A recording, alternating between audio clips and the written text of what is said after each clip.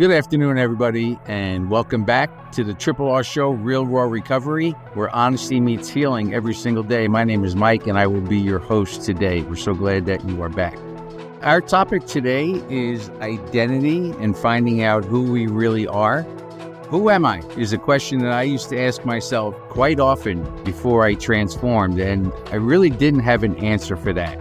Yes, I had a lot of roles. I was a husband, a father, teacher, coach, mentor, lots of roles in my life. But at the end of the day, I never really had a sense of who I actually was.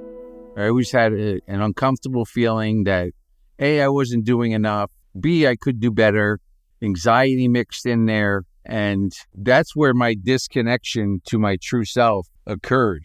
And that all started with negative self-talk and living in the past, which is something that we cannot do.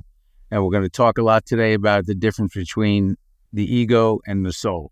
The ego likes to keep you afraid, likes to keep you anxious, likes living in the past, wants to protect you and numb you from those feelings, whereas the soul, when you reconnect with your true self, the soul is more about forgiveness, compassion, and acceptance. So with that disconnection and my ego really driving the ship, developed that mask that I was wearing. And that mask enabled me to numb feelings that I was having, which further isolated me from who I really was, because in a sense, I was living two different lives and not really knowing who I was. I wasn't really living the life of the person that I am today and the person that I have become. I was more focused on a destructive role or a role that I cared about and I loved, but really couldn't integrate myself in fully without knowing who I actually was. And that led to poor choices, which again further isolated me away from who I really was and the ones that I cared about and loved very much. And then you start getting on that hamster wheel. So you're making poor choices and you're getting more anxiety and depression and feelings of I'm not enough. And then your ego is telling you to numb it more so you don't have to feel that way. And then that wears off as always. And then those feelings come back, but stronger. And how do we get rid of those feelings? Well, the ego says that you should drink or you should use. The ego developed the man behind the mask. And with that, continued taking me down the road of making poor choices, burying those feelings of not being enough and I could do better or anxiety. Whereas if we let the soul take over in our recovery process, we are more forgiving, we're more accepting.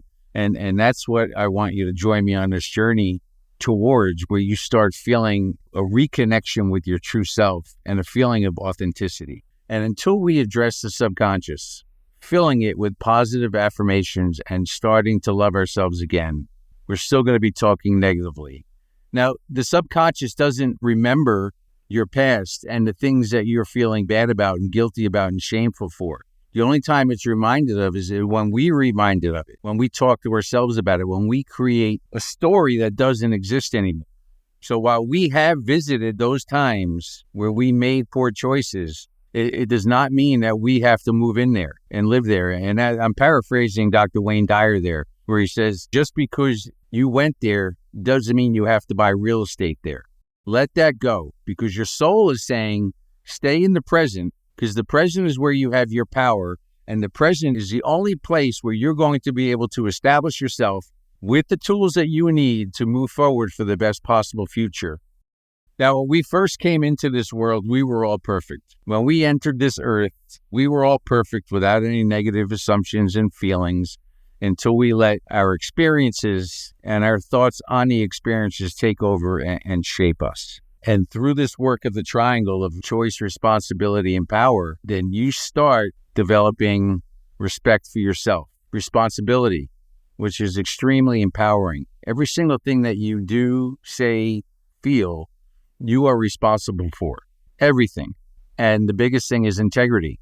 Integrity for yourself and integrity to the outside world. So when you develop integrity, that's all about being honest and being true to your word. And we've said it before here that your word is your bond.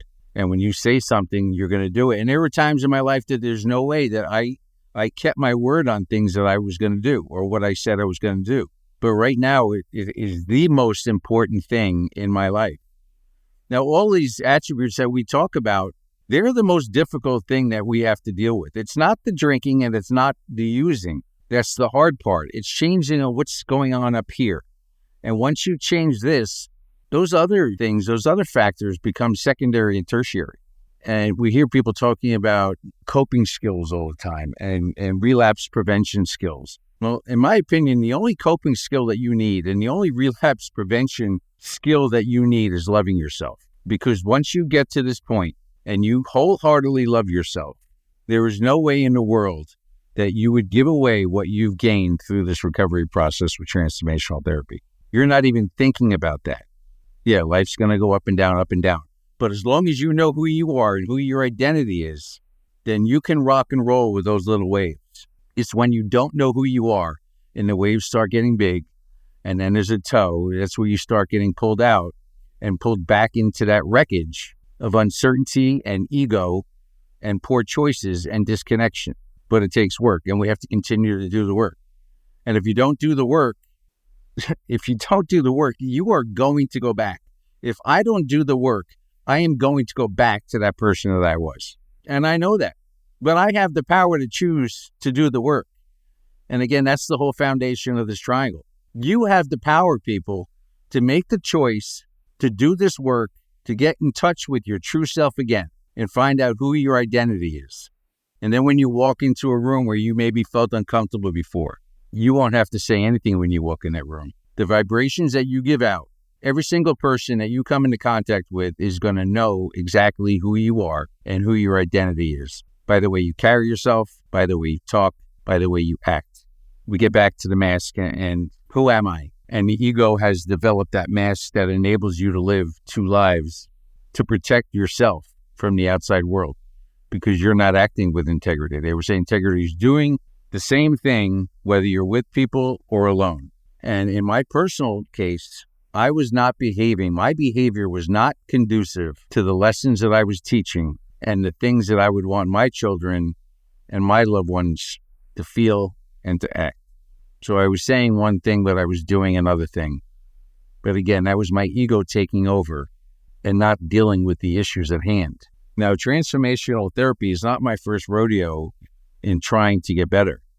And we talked about knowledge. Most of the treatment centers, to no fault of their own, because I do believe that they do want to help you. And I do believe that for the most part, people that go there voluntarily want to get better.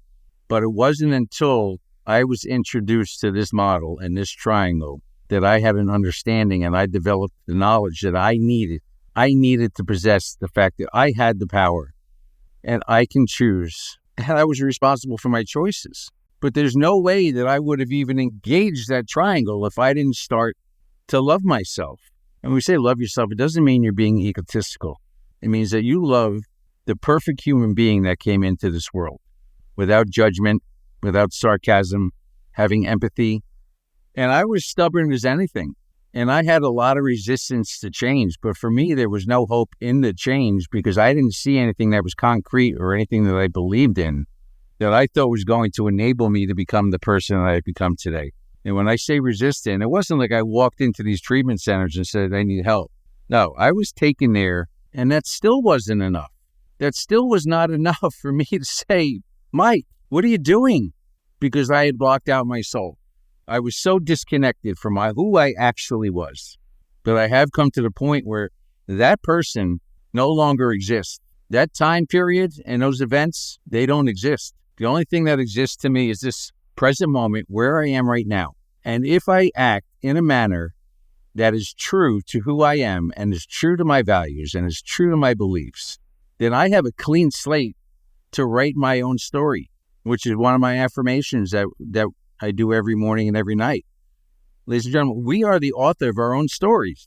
No longer do we have to look in the past. And I'll use another Dr. Dwyer quote is, if you cut your hand and you're bleeding, you don't have to continue to bleed even when the skin heals. We have to let it go. We did the best that we could with the knowledge, the understanding, and the awareness that we had. Problem is, we didn't have the right knowledge. And in our impaired state, we didn't have any understanding, and we were completely irresponsible. And being irresponsible doesn't take away your responsibility. It takes away your responsibility in your own head. And now you find yourself in another hamster wheel. It's not until you choose freedom and you choose soul that you put your head on your pillow at night and you brush your teeth, or you do your affirmations in the morning, you do your affirmations at night, you do them in the car, anytime you get a minute. Every positive thing that you say about yourself is being soaked up like a sponge by your unconscious. It's not going to happen overnight, and it's not going to be some thunderbolt or lightning that's just going to hit you and you're going to see this light and everything's going to change. You have to want it and you have to work for it. But when you do get it, you will know that you have it, and it will be your most prized possession. And I promise you, people, transformational therapy, responsibility, choice, and power. If you stay with us and we work on this journey together, that you will change for yourself, most importantly, and every single person that you come encounter with will see the change. We weren't the only ones affected by the choices that we made and our negative choices. There are people that were in the wake of our choices and our decision making, and we have to be aware of that. And while we always say that you can't help anyone else unless you help yourself, or you can't love anyone unless you love yourself, that is why this work is so imperative to continue to do. A, for yourself, and B, for the people in your life that were in that wake and that you love very much, and would never do anything to put them in a situation that they would be disappointed or upset. Because in active addiction, we never really thought about anyone else except for us. We were selfish. And when I say selfish, again, not a bad person. We did things for people, but again, it wasn't very altruistic. It was always for validation, or look what he did, look what she did. You start doing things that are genuine and authentic. Nothing I learned before this gave me the power to be able to make these changes. If I knew what I knew now, if I had the knowledge that I have now, that while I was loving and caring, it could have been to a higher level. And that's why you'll never give it up. And you're not taught that in support groups. Support groups are not treatment. Recovery treatment centers, they're geared towards what 12 steps are teaching you, that it's not about responsibility. And with this work, you are taking ownership of who you are through your work. And it's empowering, which continues to develop your self-worth and your self-esteem. And it feels good to be in charge of yourself and be in control. You might as well be in control of yourself, because you're the only person that you can change. And we've talked about that. You spend so much time trying to control other people. The one person you can change is you, and it's through transformational therapy. All right, ladies and gentlemen, so as we look to wrap up here, we want to remind you and implore you to find your true self, your true identity. And in order to do that, you have to look inside. You have to look inside at what is putting you on that hamster wheel. And that is by being honest with yourself. As we said in the beginning of the podcast, Real Raw Recovery, where honesty meets healing every single day. You have to be true to yourself. You have to be honest to yourself. And there are no shortcuts. I don't feel like doing the work today. Well, I did it yesterday. Or afraid to tell people that you had an alcohol disorder or a drug disorder. Notice I didn't say a disease, because there is a cure. And the cure is how you feel about yourself. You are not powerless. You have all the power in the world. And I said earlier on in the week, it is a beautiful, wonderful world out there waiting for us. All you have to do is take that step into it. And it gets easier and easier and easier every single day, because once you have it, you will hold on to it like it's the greatest pot of gold that you have ever had. So when we ask ourselves in the beginning of this podcast was, well, who am I?